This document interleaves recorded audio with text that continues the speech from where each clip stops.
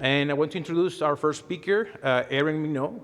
Erin is a nurse practitioner with almost 4 decades of experience across a wide range of healthcare settings. She completed her undergrad nursing degree at the University of Manitoba, her master's degree at York University, and her primary care nurse practitioner diploma at the University of Ottawa. Erin also brings a deep background in complex care as a former clinical nurse specialist in pediatric oncology. She has been working with patients using medical cannabis for more than 20 years. She has extensive experience in clinical education and presented at numerous national and international conferences. She speaks frequently about medical cannabis to both healthcare professionals and the general public, which is now not always an easy translation. As we all know, explaining cannabis in clinically without either oversimplifying or making it sound like pharmacology exam is a real skill. Today, Erin will lead us through a clinical workshop on menopause, its physiology, and the potential role of cannabinoid-based therapies in supporting individualized whole person care. Please join me to welcome Erin Mignault.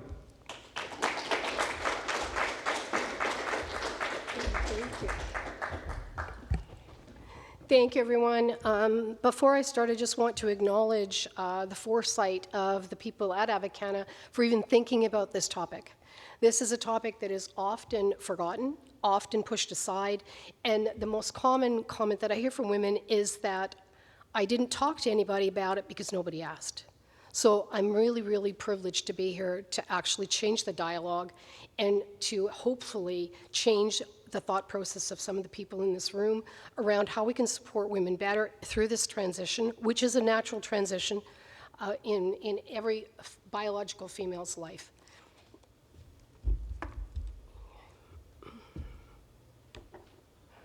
Where's the controller? It's not just, it's that one. All right, perfect, thank you. Okay, so standard speaker disclosure, I do not have any conflict of interests to report. I do work for 2 menopause clinics. These are private clinics. Neither one uses cannabinoid medicine at this time. Yeah, this is not moving. There we go. So, learning objectives today, we have to start with a little bit of a dive on the systemic effects of estrogen decline before we can understand where we can take it from there. In perimenopause and menopause, the estrogen gradually starts to decline, symptoms emerge, but beyond that, there's an impact on bone density, cardiovascular, metabolic health, and long-term health consequences. Menopause is a set period in time. The last final menstrual period is menopause. That's it, one point in time. But the implications of menopause and perimenopause start many years before and continue for many years after. And we want to talk a little bit more about that. There is an interplay between estrogen and cannabinoid receptors, which I did not know about until I started researching this talk. And we want to understand more about the emerging evidence. Is there evidence? There's not a lot, so a lot of what I'm going to be presenting will be extrapolation from existing studies, because there has not been any randomized controlled trials or very, very little research at all focusing on women in menopause. So why does menopause matter? The clinical picture is astounding. Women typically achieve their last menstrual period around the age of 51 to 52 years. Perimenopause, which is the phase leading up to that final menopause, final period. Remember I said menopause is the final menstrual period, one set point in time. But the perimenopause symptoms, vasomotor symptoms, mood symptoms, cognition symptoms, they can begin decades before that final menstrual period. My youngest patient is 38, and she is presenting with very significant symptoms of perimenopause that are very impactful on her ability to do her day-to-day. An estimated 10 million Canadian women are currently in perimenopause, menopause, or postmenopause. And up to 80% of those women are reporting symptoms severe enough that they miss work, it's impacting their lives at home, it's impacting their relationship with their partner. Unmanaged menopause symptoms cost the Canadian economy $3.5 billion a year in lost productivity, missed work time, and for the women themselves, They're often reducing their work hours or leaving the workforce altogether, and they themselves are incurring a significant income loss, also in the billions of dollars. 40% of women tell us they feel completely alone when in this experience. They don't know who to talk to.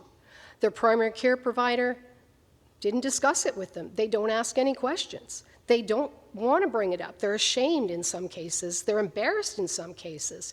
These symptoms are very impactful and affect relationships, sexual relationships. It's hard to talk with your primary care provider about something that intimate unless I start the conversation, and that's the key point. Women aged 45 to 55 are some of the fastest growing members of the workforce in Canada. So those are the women that we need to listen to. Think about women 45 to 55 in the workforce. What are they doing?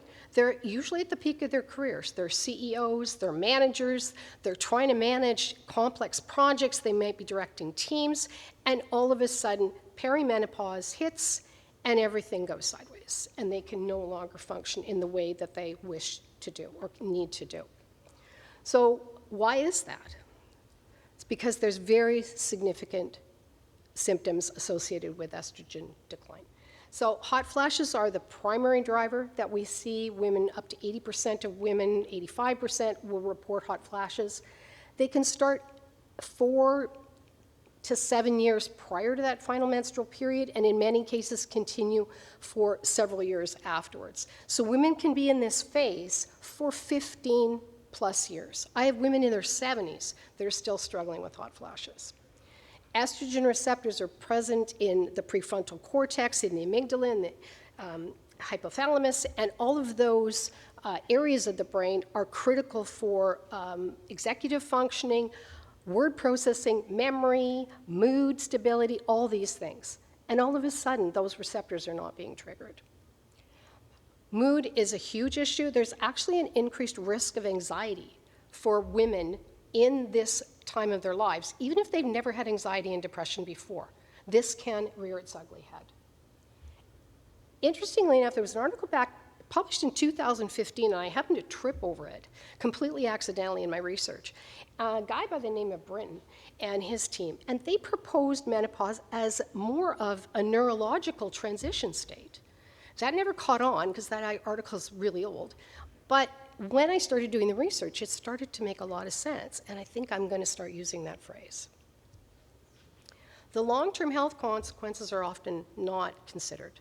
So estrogen plays a significant role in bone health, it plays a significant role in cardiovascular health, and it plays a significant role in metabolic health.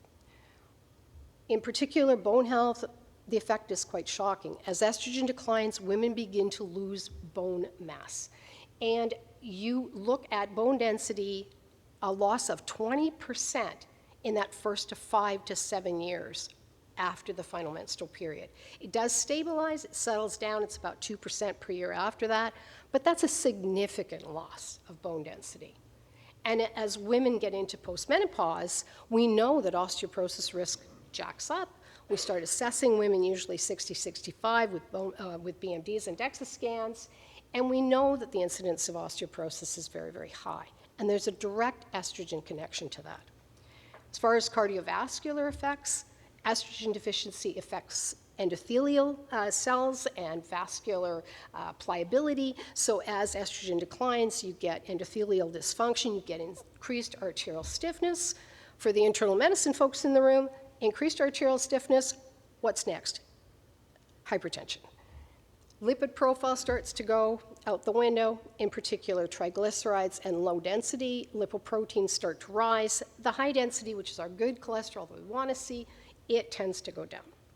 Normally, estrogen protects, promotes vasodilation and protects against atherosclerosis, but now it's gone, or in very low numbers. So CVD risk increases significantly in women, particularly over 60. And that's an important thing long-term because of the cost of the healthcare system, if nothing else. Metabolic health, we were just having a really great conversation about metabolic health and the advent of GLP-1 drugs. And we know that increased insulin resistance is part of this phase of women's lives. There's a shift from central to central adiposities. So women typically carry their weight, butt and hips, right? Menopause hits, and all of a sudden, it's in the belly area. Metabolic syndrome is a constellation of insulin resistance, central adiposity, poor lipid profile, and hypertension. This is a setup for metabolic syndrome. There is a higher risk for these women of developing pre-diabetes and type 2 diabetes, and the estrogen decline actually strains the pancreatic beta cells, and that's part of the reason why these things develop. But insulin resistance is at its core. So metabolic health, I cannot overstate its importance. What are we doing currently? So HRT, which is the hormone replacement therapy, this is the term people are familiar with. We're shifting to MHT, which is menopausal hormone therapy. We use HRT in women that have been pushed into menopause by surgery, chemotherapy, pelvic radiation, those kinds of things. They tend to be younger. You're truly replacing hormones at that point. But when women start to go into perimenopause and menopause, that becomes more of a supplemental approach, and so the transition is now MHT is the word. So if you see MHT, it's the same thing as HRT, but the North American Menopause Society has changed the terminology. We know that when we started in time, which is typically 10 years before, after the last menstrual period, within that range, not beyond 10 years, and under age 60, we confer brown protection, improve lipid profile, and reduce the CVD risk. Women who start before the age of 60 can continue beyond the age of 60 if they're still symptomatic and so choose. One of the things that's changed over the last several years is that we no longer say 5 years and you're done. That isn't happening anymore. However, there are contraindications. It's essential to acknowledge that those are there. And this is what may lead us down the path of thinking of cannabinoids as an option. Women who have had a history of breast cancer, particularly if it's estrogen dependent, cannot use. Active or previous past venous thromboembolism, so DVT-PE, not recommended. Now, there's a qualifier with that. I do have patients who have had PE or DVT but are appropriately managed on anticoagulants. This was in the setting of a woman with factor V Leiden deficiency, and after consultation with hematology and my gynecology colleague, we elected to try transdermal estrogen on her, and hematology was okay with that. So it's an individualized assessment, and I do consult specialists when need be.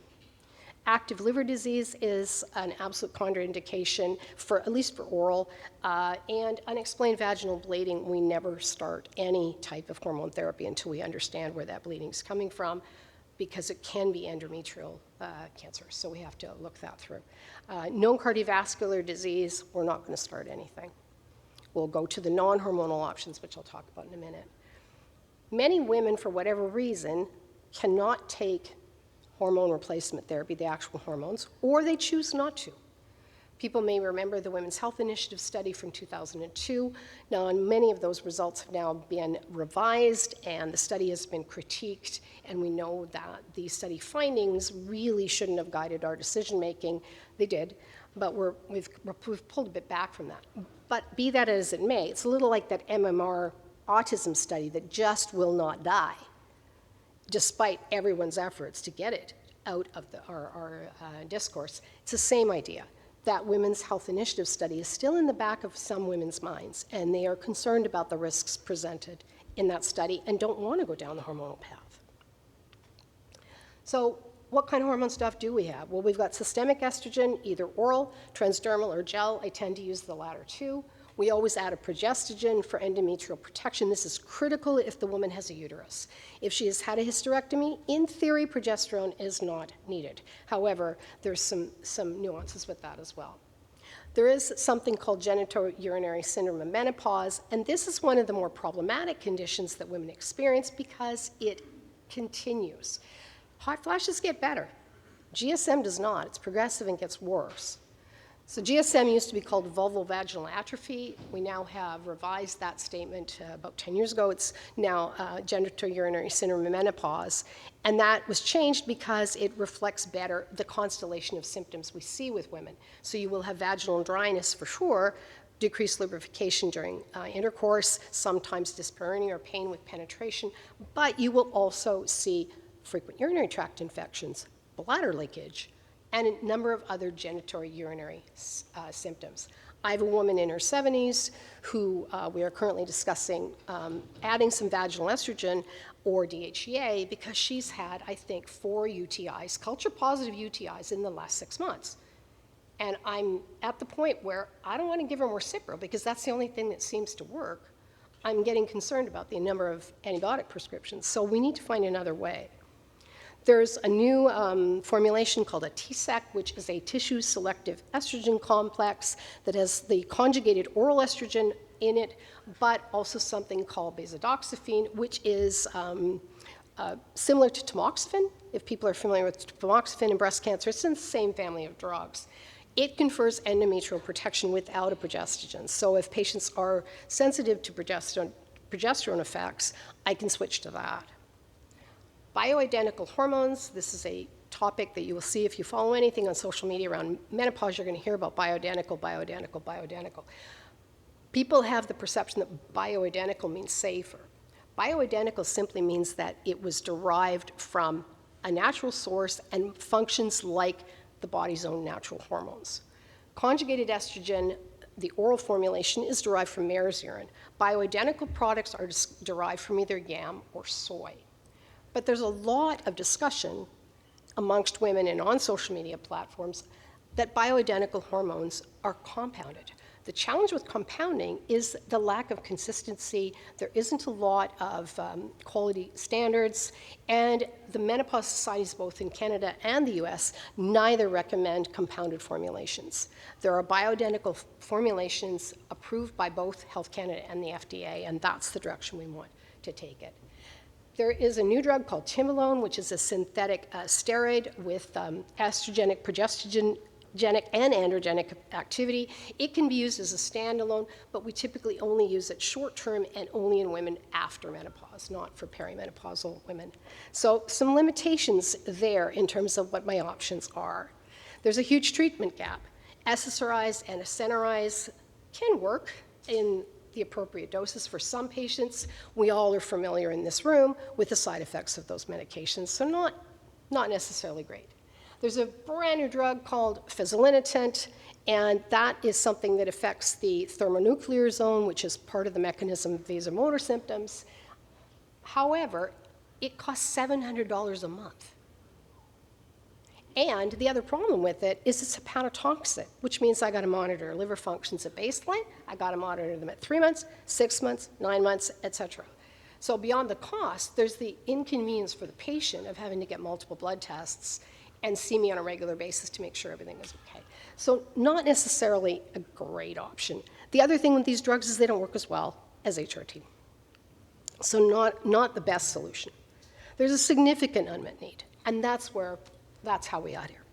So I'm not going to spend a lot of time on this because Dr. Hill and Dr. Clark did a great job. I was applauding them and sitting in my seat, like, yay. They just introduced my topic really well. We know there's CB1, CB2 receptors, there's the endogenous ligands, anandamide, 2-AG, and all of those things are affected by FOS signaling, MAGL signaling, and we are all on the page. We understand that the ECS modulates pain, mood, sleep, appetite, thermoregulation, immune function, and we think neuroprotection through the retrograde signaling models that both Dr. Clark and Dr. Hill had up yesterday. Did you know there was crosstalk between estrogen and the endocannabinoid system? There is. Estrogen directly regulates CB1 and CB2 in both the brain and the peripheral tissues. Anandamide and estrogen rise and fall in concert. So when I read this, and again, this was new information for me as well, I started thinking about, I wonder about PMDD. Is there a therapeutic target there? Because estrogen goes up in the first half of the menstrual cycle and then goes down in the second half after ovulation. Anandamide's following it. You start to see PMDD in that second phase of the menstrual cycle. I have to wonder whether or not promoting some anandamide might be helpful to patients. Estrogen enhances the FAH activity, and that improves the regulation of the anandamide tone. When you decline the levels of estrogen, you start to get dysregulation of the endocannabinoid system. In menopause, declining estrogen alters CB1 and CB2, both density and sensitivity, particularly in the regions governing thermoregulation, mood, and cognition, that frontal cortex. Estrogen and the ECS share overlapping molecular pathways, which we'll see in a minute. And so there is a bidirectional crosstalk. There's a possibility that we can use these things together. And if we modulate the endocannabinoid system, can we improve women's experience of their menopause symptoms? I don't know that answer to that question, but that's why we're here. So this slide kind of brings it all together. We've got neurotransmitter disruption as part of the decline in estrogen. Serotonin, GABA, dopamine, they all are impacted by the decline in estrogen. The ECS connection, we know that CB1 receptors directly modulate serotonin, GABA, and dopamine. So once again, they're starting to line up. ECS is a master regulator through retrograde signaling, which Matt and Dr. Clark both showed, presynaptic regulation, and it's possible that by giving endocannabinoids, can we reestablish that neurotransmitter balance that affects so many aspects of our lives. So this is where we're going to get into the meat. So CBD, we all know CBD, not psychotropic, no really intoxication or abuse liability. It does modulate CB1 and CB2 indirectly. It's a 5-HT1A agonist, and this is critically important.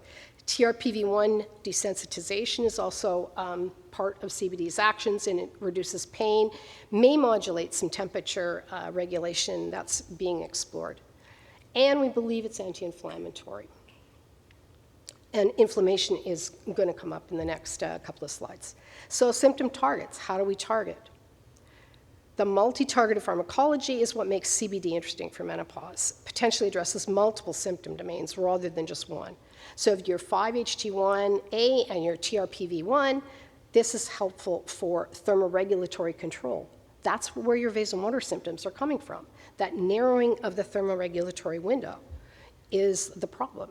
Sleep usually goes completely sideways. These things happen at night, vasomotor symptoms happen at night, to the extent that women are soaked, the sheets are soaked, the pajamas are soaked, they have to get up and change their clothing.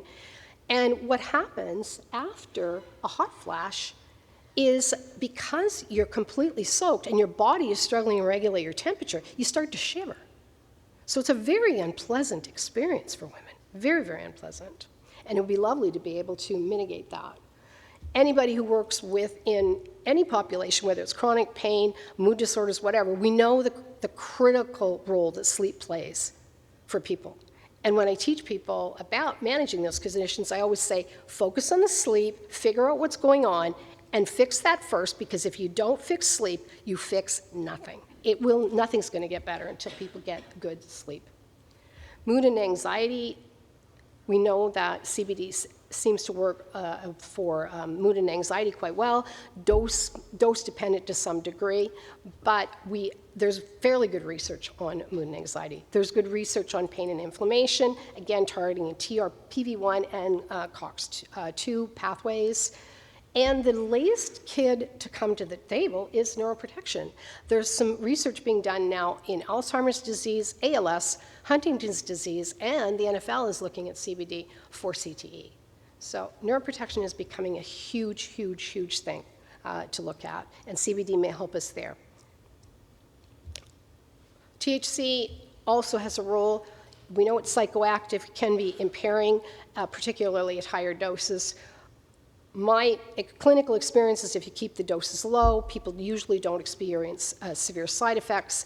They don't get the increased anxiety that many patients see, the paranoia, that kind of thing. As far as symptom targets, we know that it reduces sleep onset latency or sleep latency and seems to improve slow wave sleep, provided you keep the doses low. If you push the doses up too high, you start to interfere with REM sleep. And in particular, in my veteran population, I started to see recurrence of nightmares because of CB1 receptor downregulation. It's well established for pain, particularly I use it a lot in combination with CBD and microdosing, and it works very, very well. Appetite and nausea is a topic near and dear to my heart. I have a husband with Crohn's disease who had been stable for many years until about 2 years ago, when a bout of food poisoning threw him into a horrific, and I mean horrific, relapse. I don't think he would have eaten during that year's time that it took his gastroenterologist to get things back on track. I don't think he would have eaten without his THC. So I'm incredibly grateful to cannabinoid medicine for personal reasons as well. I've also seen it work incredibly well in chemo-induced nausea, and actually co-authored a paper several years ago using Nabilone. We know that mood, THC can enhance dopamine, dopaminergic tone, which improves mood. And I was really, really interested to see that there's some trials being looked at for restless leg syndrome, because this is something that does come up for women in this phase of their life. And I actually reached out to Ethan Russo and said, what do I do? And he said, there isn't anything. So I was delighted to see Dr. Clark's presentation this morning, where he spoke that they're going to be doing some research, because that's something that really needs to be addressed. We have to be cautious with THC, obviously, preaching to the choir here, impairment tolerance and dependence. We got to go start low, go slow. As far as some of the minor stuff, CBN, a bit of a debate. I remember Project CBD really dissed it when it came out around the sleep, saying, well, we aren't sure about this. The only study I could find was really small, only 60 patients, and they used 20 milligrams of CBN. I think there's one company that makes a concentration that high. I've tried it personally, and I didn't find it that helpful, but many patients do report that it is. We know that CBN, or we believe that CBN may modulate tumor necrosis factor alpha and interleukin-6 and sort of reduce inflammation. Again, a lot of this stuff's going to be in preclinical. I couldn't find a lot of published anything. It was all preclinical stuff on ResearchGate and ScienceDirect. We believe that it might stimulate some mesenchymal stem cell recruitment for bone tissue repair. So for women with osteoporosis who experience fragility fractures, is there a role for CBN? I don't know the answer to that question, but I'm hoping someone in this room might figure it out. CBG, which is our master cell for all their cannabinoids, since its evolution and its release, we have been studying it, and some of the things that have come out, and Ethan Russo wrote the first paper, and he's just kind of taken it from there. Anti-inflammatory effects may be better than with CBD. Neuroprotective effects, again, these are preclinical with Huntington disease. The exciting part for me is the bone health piece, CB2-mediated stimulation of osteoblasts. And that is, again, in preclinical, but for someone like myself who missed the boat on menopausal therapy because nobody was talking about it back then, CBG might be something that I need to look at to improve my bone health. Gut health is huge in menopause. A lot of women will come through with a picture that looks like irritable bowel syndrome, which is a combination, there's a constellation of factors, but some of it is caused by microscopic or very low-grade inflammation, in addition to gut dysbiosis effect to the microbiome. There is some aspect of anxiety associated potentially, although I'm not believing that as much as was presented in the past, but this is not uncommon for women to come through with a colitis type picture, the bloating, the discomfort, the nausea, the alternating between diarrhea and constipation, very disturbing symptoms, and very little that we can do really, other than probiotics, which don't always work. So what about CBD specific to vasomotor symptoms? All of this, again, is preclinical. There's no published randomized controlled trials. CBD did appear to prevent vasomotor symptoms in rats, where they removed the ovaries, so that surgical menopause picture. And look where we think it's coming from, 5-HT1A agonism. So that's really, really interesting, because that's the same pathway that fezolinetant works on. That's the drug that costs $700 a month and might kill your liver in the process. The one active trial that I found on ResearchGate, Wayne State University, who has been quite a leader in researching cannabinoid-based products, they are currently recruiting for a hemp-derived cannabinoid product. I couldn't find a lot of detail about what that was about, but it's specific to menopause symptoms, so I will have my eye on that one. The sleep studies, there was nothing in the menopause space at all, but there's lots of stuff published on sleep. But the problem with sleep studies is most of them are short-term. Long-term efficacy and tolerance, we don't know how it goes. The one study that I have seen was both anxiety and sleep together. The anxiety effect signal maintained, but the sleep signal dropped after X period of time. So long-term effect, not certain. As far as THC and CBN, I think this is where the sleep really gets better, is when you start integrating these guys. THC alone seems to help with sleep latency, to some extent with nighttime awakenings, but at higher doses can be problematic. When you combine THC and CBN, CBN seems to mitigate that tolerance from developing and you get longer term effect with that. You do have to be careful of next day daytime impairment, but for the most part, if patients are using this routinely, they figure out their dose and they're good. With mood and anxiety, there's all kinds of studies on CBD in particular. Ethan Russo has spoken many times about the biphasic effect of THC on anxiety. If you keep it low, it helps. As soon as you start to jack it up, you're going to make things worse. And again, that's a CB1 receptor downregulation pathway. There's absolutely nothing, as I said, that was specific to menopause. These are all general trials, primarily from the psychiatric literature. So how do we start? As Dr. Clark said this morning, start with CBD and then add low dose THC for either sleep or pain. What about metabolic and cardiovascular? And these are the things that we need to pay attention to, because this is the long-term stuff. This is the stuff that's going to cost the healthcare system down the road. So CBD, there's been some talk about CBD as being an anti-diabetic. Preclinical studies have shown improved insulin sensitivity and reduced hepatic glucose output and enhanced GLUT4 expression. I had a patient several years ago who was a type 1 diabetic who integrated CBD into his day-to-day and was able to reduce his injected insulin use by, I think, 5 units a day. That's a win for someone with type 1. For him, that was a win. We also see PPAR activation, which is the same nuclear receptor that's targeted by a group of drugs that I cannot pronounce, but pioglitazone is one of them. They've basically taken a back burner because of the risk of heart failure and some of the other side effects that they confer, and the newer drugs are just much safer. So we don't see them used a lot, but CBD is working on the same pathway. Weight management is a huge issue for women in menopause. I mentioned central adiposity, and it looks like with THCV and CBD, we get lower fasting insulin. And I do a lot of fasting insulin testing because it's quite predictive of metabolic issues. You're getting a smaller waist circumference. Remember, these women are struggling with central adiposity, not the typical weight that women see when they have a good level of estrogen. There was a 2025 review that came out of, I believe, the Mayo Clinic that talked about CBD as a potential multi-target agent for metabolic syndrome cluster. That's really important as the population ages. As far as cardiovascular effects, CBD works on the endothelium to relax the vessels, and it also improves inflammation. We know that endothelial inflammation is the underlying pathophysiology for atherosclerosis. That's been well researched and well studied out of the Université de Montréal, and they have shown that that is the major pathway for cardiac atherosclerosis is inflammation. If we can reduce inflammation at the level of the vessels, we may improve people's outcomes. The problem is that there's no large-scale cardiovascular trials using any type of cannabinoid products in humans.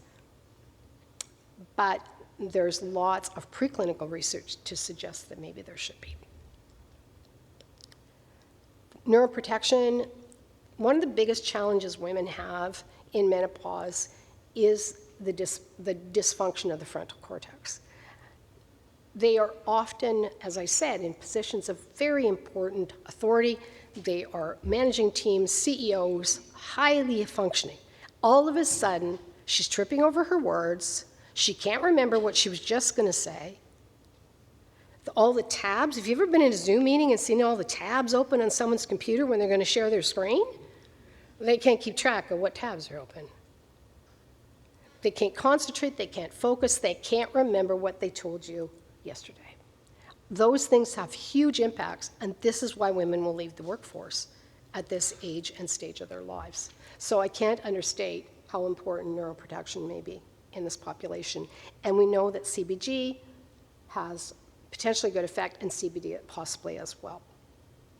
The most important thing, estrogen decline accelerates neuroinflammation and cognitive dysfunction. It's possible that cannabinoids can help improve that. With bone health, again, there's really no human trials, but there's some bench research suggesting that peripheral CB2 receptors regulate bone mass, they stimulate osteoblast activity, and they inhibit osteoclast activity. So osteoblasts lay down new bone, osteoclasts absorb bone. There was a scoping review that, this is again the Mayo Clinic 2026, and they felt that CBD could modulate bone metabolism via several pathways. CBN as well, again, preclinical data, mesenchymal stem cell activation for bone cell repair or bone tissue repair. So at fracture sites, these women are at risk of fragility fractures thanks to the 20% bone loss. So Michael and I were just talking about this over lunch, that this is the most important stuff to talk about. There have been a couple of, they're basically surveys, but they really meshed well together. So there's a 2022 survey, it was cross-sectional, perimenopausal and postmenopausal women reporting cannabis use. About 86% of these women felt that it was helpful for managing their symptoms. That's a lot. Top symptoms that they were targeting: sleep, mood, anxiety, and pain, the things we talk about all the time in this space. This is the same triad that's difficult to manage with current regimens without side effects. Most common routes of inhalation, they were using inhaled to some extent, and I don't personally find CBD inhaled does a lot. I'm a big fan of oral products, particularly oils and capsules, and some of the sprays that we have, which are great. The majority report reducing or eliminating benzodiazepines, sleep medications, and other analgesics. I don't know if Blake's in the room, but Dr. Pearson published in 2025 an excellent study that looked at medication substitution with cannabis, and the results were quite mind-blowing. And I've presented that study on numerous occasions. There was a study in Alberta in 2023, and there's a typo there that should say 39 to 75, because 19-year-olds are not likely using cannabis for menopause symptom management, but 39-year-olds well might be. Sleep and anxiety were the most commonly cited reasons for using cannabis, and that was similar to the other study. But here's the kicker, 67% were using them without any guidance from a healthcare provider. So no review of health conditions, no review of potential contraindications or concerns, no coaching on product choice, dosing, or any of that nature. We know from various different studies that women over 50 are some of the fastest growing consumers of cannabis, and that's been shown in numerous Health Canada surveys over the last few years since legalization. So these are themes. Anybody who does qualitative research will know that you pull themes from stuff. Verbatim, we don't typically use. You're using themes that come out through the research. So these are coalesced from that. So patients are reporting, I finally slept through the night. I haven't done that in 3 years. CBD oil took the edge off my anxiety without the side effects that I had from SSRIs. The SSRI side effects can be quite significant. My hot flashes went from 10 a day to 2 to 3. Nothing else worked like that. I was skeptical, but low-dose THC at night changed everything for my sleep and joint pain. Joint pain is something that women also report. But the emerging themes in all of this, patients are self-directing. They're looking for multi-symptom relief. It's not just one thing. They're looking for that cluster of symptoms. They want to get off some of the medications that are causing them side effects, and that's common in the medical cannabinoid space anyway. Patients come to us because they don't like how they feel on the traditional prescribed medications that they've been given. But there's a huge knowledge gap. They can't walk into a dispensary and get any kind of coaching They're not allowed to talk about it.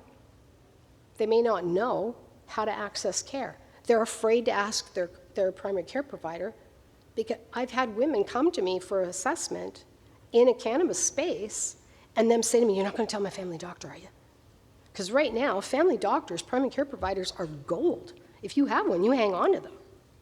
They're scared that they're going to get fired by their provider if they mention the cannabis use.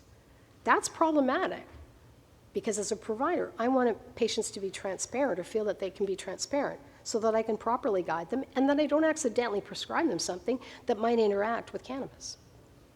So there's a huge clinical opportunity here for us as healthcare providers to start to engage, to start to talk about what cannabinoids can potentially do to help and bring patients on board in that way, in a way that they feel supported, educated, and prepared to make informed choices for what's going to work best for them.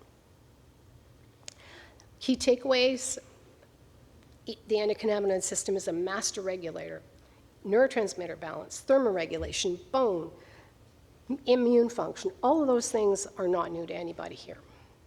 Estrogen decline in menopause destabilizes the endocannabinoid system. They are connected. And that's where this thought that endocannabinoids might be an excellent adjunct to our current approach to menopause symptoms has evolved from. There's clinical evidence that's promising, but it's very early, and most of it is preclinical, especially metabolic and cardiovascular health stuff, neuroprotection, all preclinical studies. But surveys are telling us that patients are using this and they're happy with it. And they're getting this multi-symptom relief that they're after. So start low, go slow. They're adjunct to traditional menopause care, not a replacement for it. And we need to talk to our patients about if they're using medical cannabis or cannabis that they're just getting at the rec store. We need to be asking them about it. And this is something that I will be including in my assessments from now on. I already asked about cannabis, but I will be pushing a little bit further. I'm going to skip over these because this is a group that is familiar with all of this. Thank you, AI. I couldn't have pulled this table together, but threw everything into my AI engine, and it produced this gorgeous evidence table. It has its place, not always, but in this case it certainly did. So looked at the symptom domains and pulled up some of the studies and the evidence levels. Really, most sleep and anxiety, these are general because they're in the psychiatric literature. Vasomotor symptoms, preclinical, bone health, preclinical, and neuroprotection, metabolic is all preclinical. We do have RCTs for sleep, anxiety, and pain, but as I said, in other literature, not specific to menopause. I'm going to end with this slide, and if you take nothing away, this is what I want you to take away. This menopause is not a disease, just like pregnancy. It's a natural state.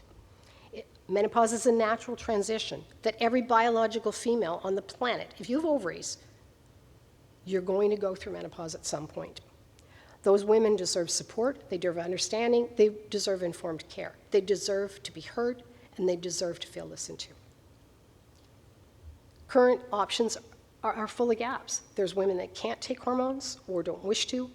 There are other treatments that are available but may not be the best for a variety of reasons. Either they don't work as well, they have side effects, whatever. The endocannabinoid system is a rational multi-target pathway that we need to explore further.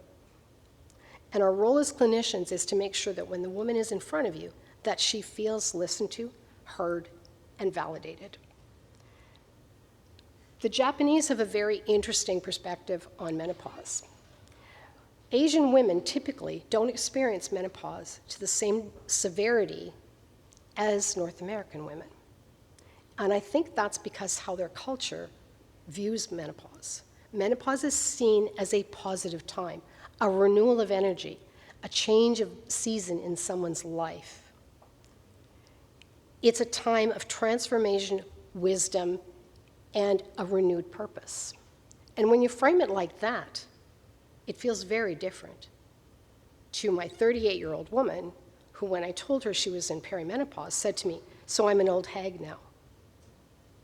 I actually had to stop and what do I say to that? So I tried to reframe it, but that was her perception. Now, she subsequently came back for a second appointment and said, "I'm really sorry, I just was having a bad day. But this is the way I want us to view menopause, is as a positive time for women, not a negative time. We just need to be there to support them through it. Thank you for your attention.